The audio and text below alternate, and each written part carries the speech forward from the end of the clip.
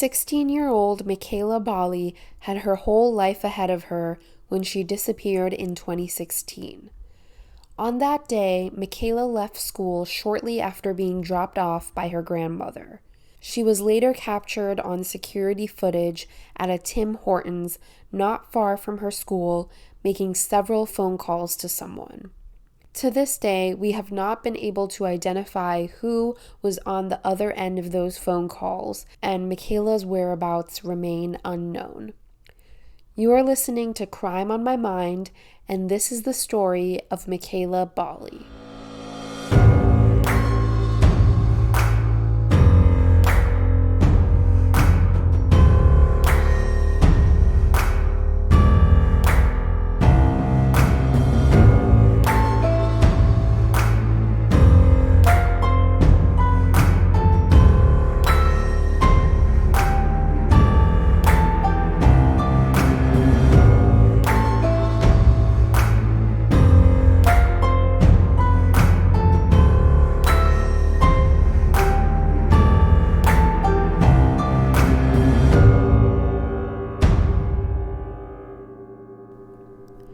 Hi everyone, thank you so much for joining me today. Before I get into today's story, I just want to say a big thank you to everyone who has listened to my show, who has continued to listen and leave comments even while I've been on this extremely long hiatus. I really appreciate everyone's reviews and comments, either on YouTube or on Apple Podcasts. I know it's been quite some time since I've uploaded an episode, but I am hoping to get back into podcasting somewhat more regularly. So thank you to everyone who has been patiently waiting. Your support means everything to me. So now let's get into today's story, because this is one that I first heard maybe a year or two ago, and I haven't been able to get it out of my head since then. It's a case that I feel really should have been solved by now, and that I think is 100% solvable. So let's get into it. Mekayla Bali was 16 years old when she disappeared. Mekayla lived in a city called Yorkton in the province of Saskatchewan, Canada. Mekayla was described as a very sweet girl. She was a little shy, but she was very well liked by her peers. She had several friends at school that she was super close with. She was a very caring person, which was exemplified by the fact that she wanted to be either a teacher or a veterinarian when she grew up. Mekayla loved music. She played the violin and she was in theater. And she even learned how to play Happy Birthday on the accordion for her aunt's birthday. Mekayla struggled a bit with bullying, mostly due to her acne, which she was pretty insecure about. But overall, she was described as a quiet but happy girl. Mekayla lived with her mom, who was a single mom, and her younger brother and sister in Yorkton. Yorkton is a city in Saskatchewan with a population of just under 20,000 people. For those of you who aren't familiar, Saskatchewan is a province in Western Canada. It is known as one of the 3 prairie provinces and is bordered by Alberta on the west and Manitoba on the east. Mekayla attended Sacred Heart High School in Yorkton. April 12th, 2016 was a Tuesday, and it started out like any other day. Mekayla got up in the morning and got ready for school. The family's usual routine was that Mekayla's grandmother would pick the family up in the morning and drop off Mekayla's mom at work first, and then drop off Mekayla at school. So that's what happened that morning. Mekayla's mom and grandmother do not recall noticing anything different about Mekayla that morning. She got ready as usual, and her grandma dropped her off at school. Her grandma was supposed to pick her up when school let out at 3:40 p.m. to take Mekayla to her music class. Mekayla played the violin and had a big recital coming up, which she had been practicing for the night before. But when Mekayla's grandmother came to the school at 3:40 that afternoon, Mekayla was nowhere to be found. Immediately, Mekayla's grandmother knew that something was wrong. Mekayla was usually very punctual and never went anywhere or changed any plans without telling either her mom or her grandma. So, thinking that Mekayla maybe had gotten caught up with something at school and was running late, her grandmother went inside and started looking for her. She asked some of Mekayla's teachers and classmates if they had seen her, but they all said that they hadn't seen her since that morning and that Mekayla hadn't shown up to any of her classes. This worried her grandmother a lot, so she ended up going to see Mekayla's mom at work and tell her what was going on. Mekayla's mom and grandmother then both came back to the school and looked everywhere again. They also went ahead and checked to see if Mekayla was at her music class, because again, she was super excited about her upcoming recital, so maybe she had gone there early, but she wasn't there either. At this point, both Mekayla's grandmother and her mom are panicking. They know that it isn't like Mekayla at all to disappear without telling anyone. They call and text her, but continue to get no response. So by 8 p.m., her family had reported Mekayla missing to Yorkton authorities. Now let's dive into the timeline a little bit more. And I'm going to backtrack a little bit to the day before Mekayla disappeared. According to two of Mekayla's best friends, Oksana and Shelby, the day before Mekayla disappeared, so April 11th, the group of friends had gone to a fast food restaurant together for lunch. While at lunch, Mekayla had been talking about possibly going somewhere for vacation soon. According to her friends, Mekayla had mentioned two different places called Moose Jaw and Prince Albert, which are two different cities in the province of Saskatchewan, which is where Mekayla and her friends live. They also recalled that Mekayla had mentioned going somewhere for vacation with her family. They believed that this was either Regina or Saskatoon, which are two of the biggest cities in the province of Saskatchewan. At the time, Mekayla's friends hadn't really thought anything of this. Her friends would later say that they all often dreamed about moving to or even visiting some of these bigger cities in Saskatchewan because there were just more things for young people like them to do there. But of course, now that Mekayla was missing, they felt that this was kind of suspicious. That same day, April 11th, at around 4:35 p.m., Mekayla texted her friend Oksana, asking if she could take her to the TD Bank the next day. Mekayla emphasized to Oksana that this was really important, and Oksana had agreed to take her. Afterwards, Mekayla called TD Bank customer service about 3 different times. She then transferred $25 from her bank account. I couldn't tell exactly where Mekayla transferred this money to, whether it was from her bank account to someone else's, or from one of her accounts to another one of her accounts, like, for example, from her savings to her checkings or vice versa. I'm assuming that it's the latter because if she had transferred money to someone else's account, you would think that we would know who that other person is because there would be a record of it. That same night, Mekayla texts 3 different people between 8:50 and 9 p.m. First, she texts her friend Amy, saying that she needs help. Amy responds asking why, but reportedly, Mekayla never answered. She then messages her friend Shelby about a boy, how she felt bad for someone, and that she was crying and very upset. She also texted her ex-boyfriend that she wasn't happy and that she was thinking about going to Regina for a couple of days. Now remember that same day, Mekayla's friends had said that she had been talking about potentially going to Regina for a family vacation as well.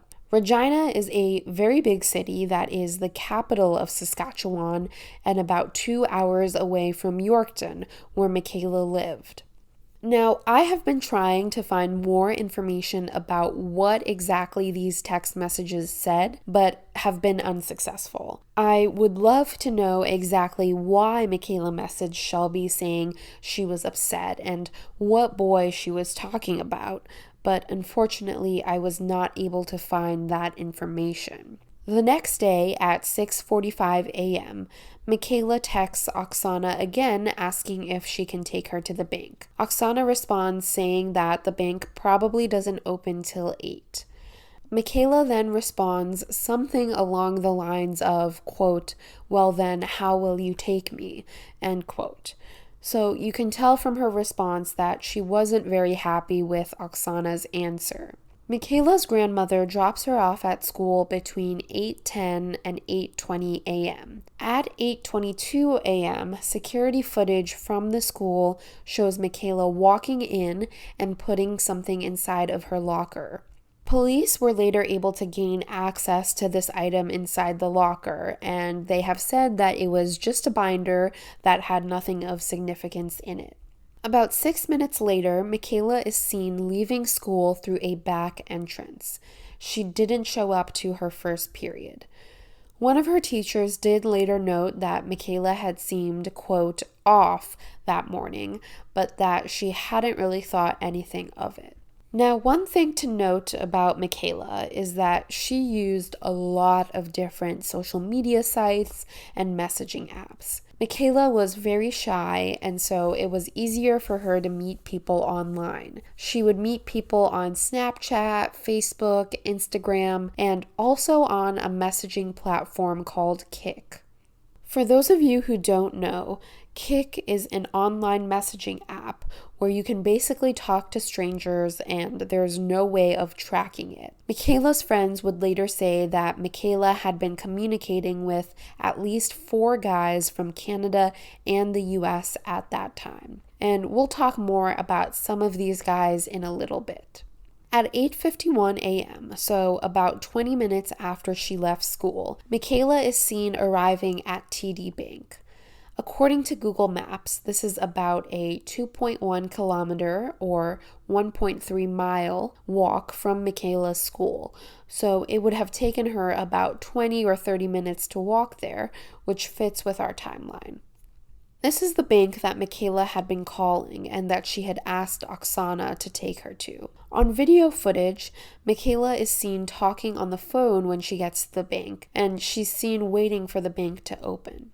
When it does open, Mekayla goes in and withdraws $55 from her bank account. She then leaves by 8:55 a.m. She's once again seen outside of the bank talking on the phone for a few minutes.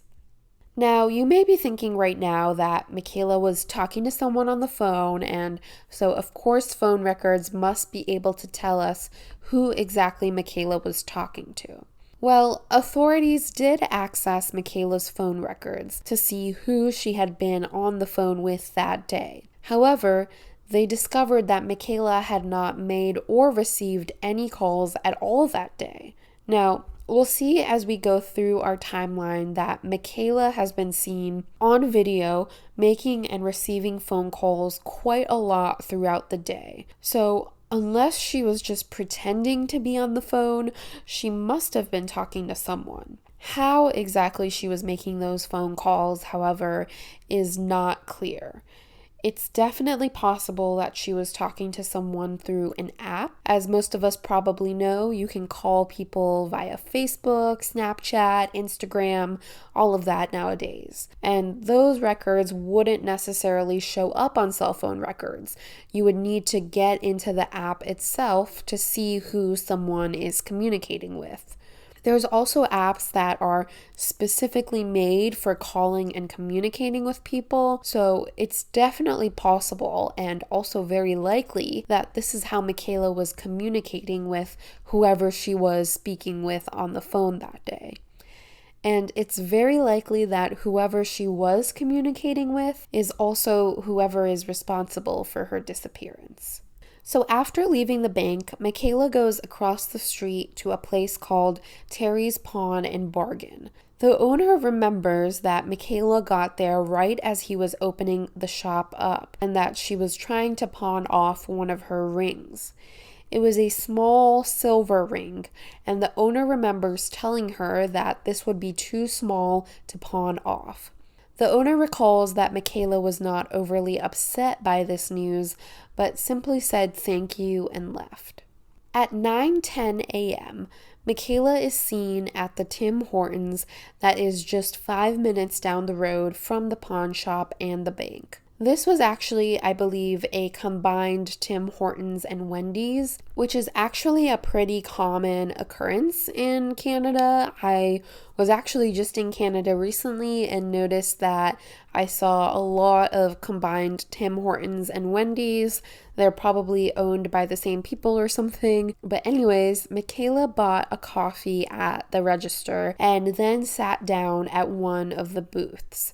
She's seen on the security footage sitting down on her phone. And I really encourage all of you who are listening to look up this footage online on YouTube. Most, if not all, of this footage is readily available, and I think it will provide a much better picture of what Mekayla was doing that morning. So Mekayla's sitting down at this booth. She's on her phone. At one point, it seems like she takes her phone apart and then puts it back together again, and it looks like she's doing this quite intently, almost like she's trying to figure out how to change something out, maybe a SIM card. She's also seen occasionally turning around to look behind her at the door. Again, it's much easier if you see it than if I'm just describing it, so definitely take a look at that footage.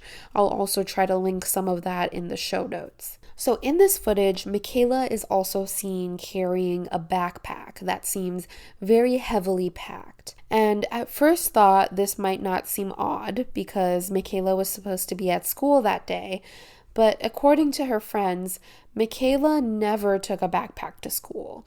She was the type of girl who always took a purse to school and only took the things that she absolutely needed for school. So the fact that she was carrying a backpack that looked this full was definitely out of character for her. 13 minutes later, at 9:23, Mekayla gets up and walks out one of the exits to the store, but then she turns around and goes back into the Tim Hortons to walk out the other exit, almost like she realizes that she went out the wrong exit and actually wanted to go out to a different side of the store. At 9:42 a.m., so about 20 minutes later, Mekayla is seen walking out from behind a store called Giant Tiger and then heading back to Tim Hortons. I actually had no idea what Giant Tiger was, but apparently it's a Canadian discount store, and this store was in the same shopping complex as the Tim Hortons. Again, it appears as though Mekayla is talking on the phone as she walks into the Tim Hortons at 9:49. She sits down at a different booth, hangs up the phone, and then is seen just kind of looking at her phone while she sits at the booth. So for some time, Mekayla is seen just sitting at the booth, kind of waiting around, going back and forth between being on her phone and staring out the window. And not staring out the window in a sense that she is looking for someone, but kind of just staring out the window in a way that you do when you have nothing else to do. She's biting her nails occasionally. It almost seems like she's waiting for an important phone call, like the way that I would be sitting around if I was maybe waiting for someone to call with important news. At 10:12, about 20 minutes later, Mekayla sends a text message to Shelby that says, quote, "Hey, I need help," end quote. She is then seen to be on and off her phone 6 times total in the next half an hour. After this, she texts Shelby again and says, quote, "Never mind, I figured it out," end quote.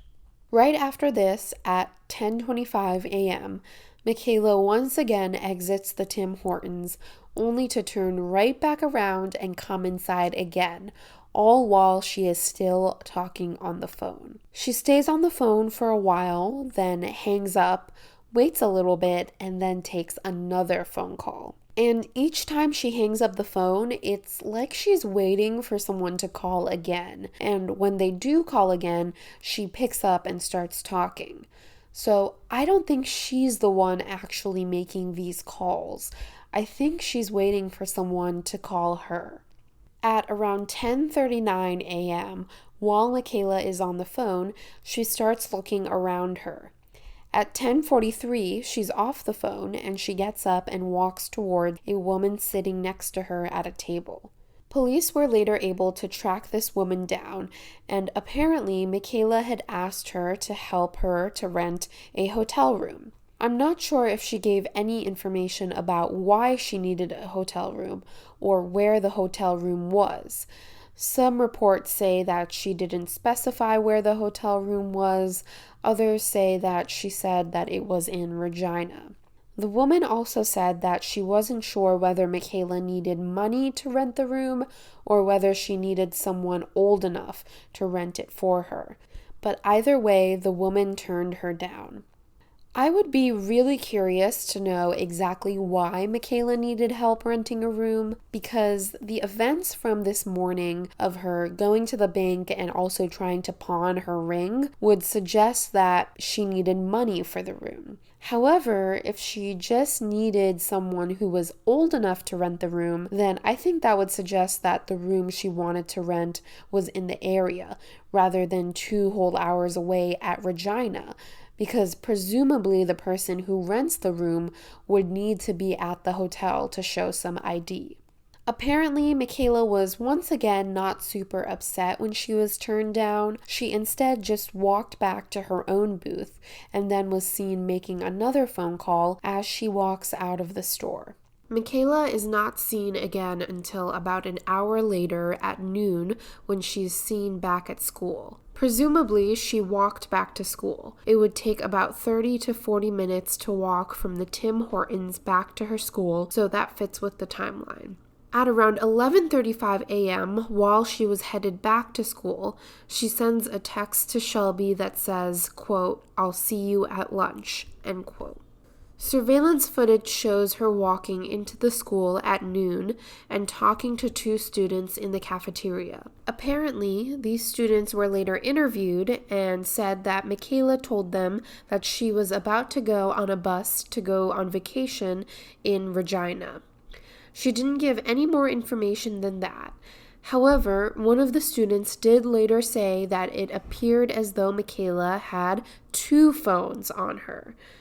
Mekayla talks to these students for less than a minute before once again exiting the school. So this idea that Mekayla had 2 phones on her is really interesting. I couldn't find any other reports saying that Mekayla was known to have 2 phones, but perhaps this is why no phone calls were recorded on her actual phone. Did she have a second phone, maybe a burner phone that she used to talk to whoever it is that she was meeting up with that day? Or maybe did she switch a SIM card from a different phone to her phone so no one could track her calls? Remember, there's video footage of Mekayla in the Tim Hortons, and it kind of looks like she's maybe taking her phone apart and putting it back together again. Now, this is where the surveillance footage stops.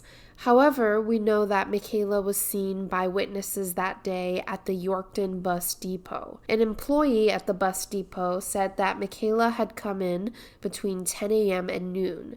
So possibly that is where she went after she's seen leaving Tim Hortons at around 11 a.m. The bus depot is only about a 10-minute walk down the road from the Tim Hortons, so it's possible she stopped there before walking back to school for lunch. But the timeline doesn't really match up because Mekayla apparently stayed at the bus depot for quite a while. The employee says that she had asked when the next bus to Regina was, and she was told it was at 5 p.m. that day. After hearing this, Mekayla didn't buy a ticket and left. On her way, she stopped at the cafe in the bus depot and ordered poutine. One of the workers at the bus depot would say that they saw Mekayla leave the bus depot with a man who had a tattoo of a flaming cross on the back of his forearm. This worker was brought in by police and was able to assist with making a sketch of the tattoo, which was later released to the media. However, apparently, the man with the flaming cross tattoo had seen the sketch and brought himself into the police department. Police questioned him and determined that he was simply holding the door open for Mekayla, and he was cleared as a suspect. Since then, there have been no more sightings of Mekayla and no communication from her. The next day at 6:51 a.m., her phone was shut off and it has never been turned back on again. There has been no activity on her social media or any of her bank accounts, and no one has heard from her again. Now, let's dive into law enforcement's investigation into this case. Probably the biggest barrier that has prevented this case from being solved was that law enforcement didn't have access to any of Mekayla's social media accounts until about 10 months after her disappearance. This is due to privacy laws between Canada and the US that prevented them from being able to access her accounts. This, in my opinion, was probably the biggest roadblock in this case, and honestly, probably the reason why this very solvable case has not yet been solved. If police had been able to access Mekayla's social media accounts that very night that she disappeared, or even in the days or weeks following her disappearance, I'm sure that they would have been able to find something, some clue about who she was communicating with that day. Unfortunately, though, after 10 months, there's a very low likelihood that any of the necessary information from Mekayla's accounts is still there. By that point, the perpetrator had almost certainly either deleted all of his accounts or deleted any communications from Mekayla's phone with him. Now, going back to the boys who Mekayla was reportedly talking to before her disappearance. Her friends had mentioned someone by the name of Christopher, who Mekayla had met online and would often talk about. Apparently, Mekayla had told her friend Amy that Christopher was coming to Saskatchewan to visit her. This Christopher was identified as a boy from North Carolina in the United States. He was someone who Mekayla had been messaging on Instagram. Christopher was allegedly interviewed by both Canadian and American police officers, and his home in North Carolina was even searched, but he was eventually ruled out as a suspect as there was no evidence that he was even in Canada when Mekayla disappeared. Christopher did tell the media, though, that Mekayla had allegedly struggled with self-harm in the past, and that he had been trying to talk with her to get her help. Another boy that Mekayla had talked to her friends about was someone named Josh. No one knew Josh's last name, but police did interview several people with the name Josh who may have had some sort of interaction with Mekayla leading up to her disappearance. This included someone from the town of Churchbridge, which is about 60 kilometers or 37 miles from Yorkton.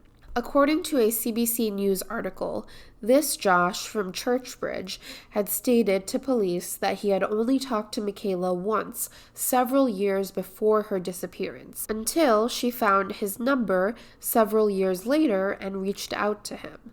They talked for a little bit, but then fell out of touch again. Reportedly, the last time they had talked was about 3 years before Mekayla went missing. Police interviewed Josh and ultimately also cleared him as a suspect. Another suspicious discovery made during the investigation was that the February before Mekayla disappeared, so about 2 months earlier, Mekayla had received a delivery of a bouquet of roses to school on Valentine's Day. One of Mekayla's classmates had witnessed this delivery and remembers thinking that it was odd that the flowers came in a plain cardboard box.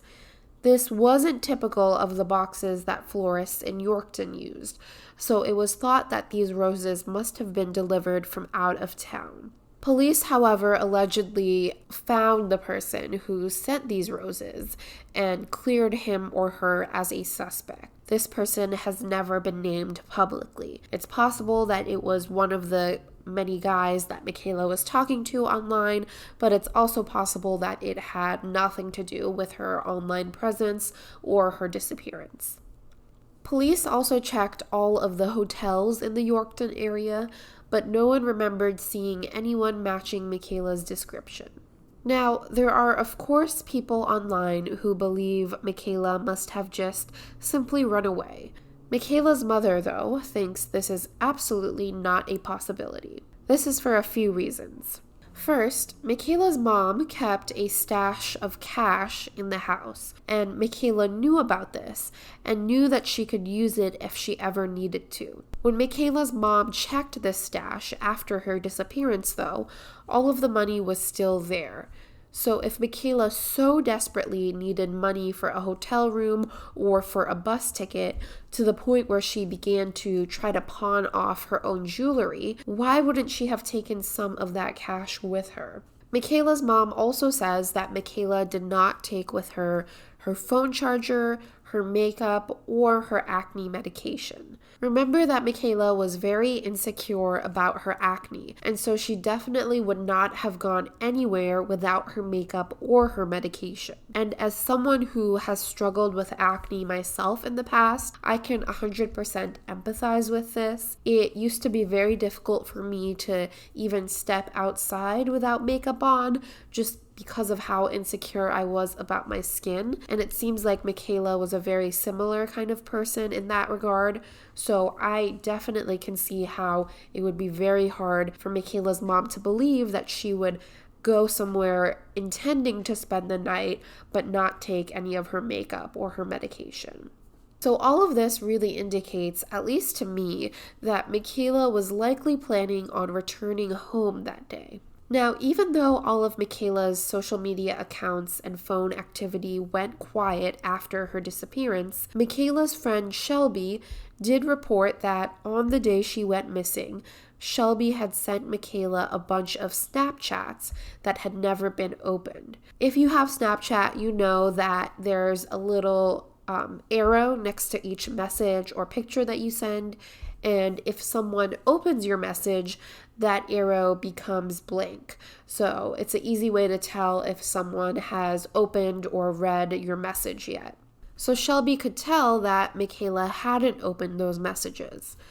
About 3 months later, though, Shelby checked her Snapchat and saw that someone using Mekayla's phone had opened those messages. And she knew this because the arrow next to the message became blank, indicating that someone had opened it. This definitely gave Shelby a little bit of hope that maybe Mekayla was still out there somewhere. Sadly, though, I don't really put much stock into this. I think that it's more likely that this was some sort of a Snapchat glitch rather than Mekayla herself looking at the message. Now, let's move on to theories about this case. Personally, I don't think that Mekayla ran away of her own free will. I do think that she was planning on meeting someone that day, likely someone she had met on the internet. Someone who had groomed her over a period of time, someone she had grown to trust, who had convinced her to keep him a secret from even her closest friends. Someone who told her, "Don't call me, wait for my call," because maybe he was at work or had a family and wanted to make these calls to her on his own time when he was alone and available. And I think that's why in most of the footage from Tim Hortons, we see Mekayla kind of just waiting around for one of these calls to come in, not necessarily making the calls herself. I also think it's quite likely that this person actually was from Regina, since Mekayla did mention that city several times to several different people in the days leading up to her disappearance. And I agree with Mekayla's mom in that I do think that Mekayla was probably intending to come home that night. Otherwise, why wouldn't she have taken her phone charger, her makeup, her medication, even something as simple as a toothbrush with her? So I think maybe she wanted to spend the day with this person. Maybe this guy was coming into town after they had spoken for a really long time and she was intending to spend a nice day with him. Maybe this guy had wanted her to go to the bank that morning and take out some money so that they could rent a hotel room in Yorkton for the day. But then something went wrong. Maybe Mekayla realized that either she didn't have enough money or she wasn't old enough to rent a hotel room on her own. So then this guy tells her that they have to change plans and instead she needs to buy a bus ticket to Regina, where he was. So I think that's why she probably went to the bus depot, but the next bus wasn't until 5 p.m., which was probably too late for her if she wanted to be back that same night. Now, what happened after this, I'm not exactly sure. I don't know why Mekayla went back to her school that day. Maybe she had some time to kill until the next bus. Maybe this guy told her, forget about the bus, it's too late. I'm just going to come pick you up. You hang out at school or somewhere else and I'll meet you there. I don't know. There's a bunch of different theories that you can come up with, but I do think that somehow Mekayla either made it to Regina or intended to make it to Regina. And I really think that Regina and the surrounding areas hold the key to finding where Mekayla Bali is and what happened to her. Overall, I think this case is just so tragic, and especially so because I think it has the potential to be solved. I think it could have been solved right after she disappeared if only the police had access to her social media accounts, to her phone records. I think that the answers definitely lie in those accounts, in whoever it was that Mekayla was messaging and calling that day. I really wish that Mekayla had reached out to someone, had told them who she was meeting, but of course, it's definitely not her fault. She was probably groomed to not tell anyone, even her closest friends. This is how older men and older, even women, groom younger people. They tell them, this is our little secret. You can't trust anyone. You can only trust me.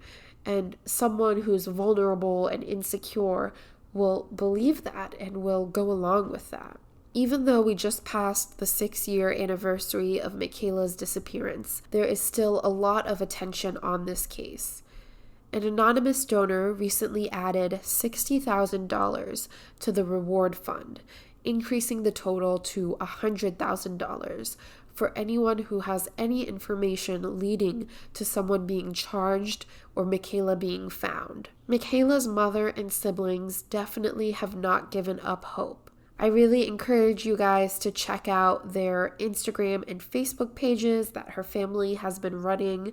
I will link them in the description box for this episode. Mekayla is definitely not forgotten, and someone somewhere out there knows what happened to her. So, if you have any information about the disappearance of Mekayla Bali, please call or text local Saskatchewan police at 306-641-9436, or you can email miraclemekayla@gmail.com. That's Miracle Mekayla, with Mekayla spelled Mekayla.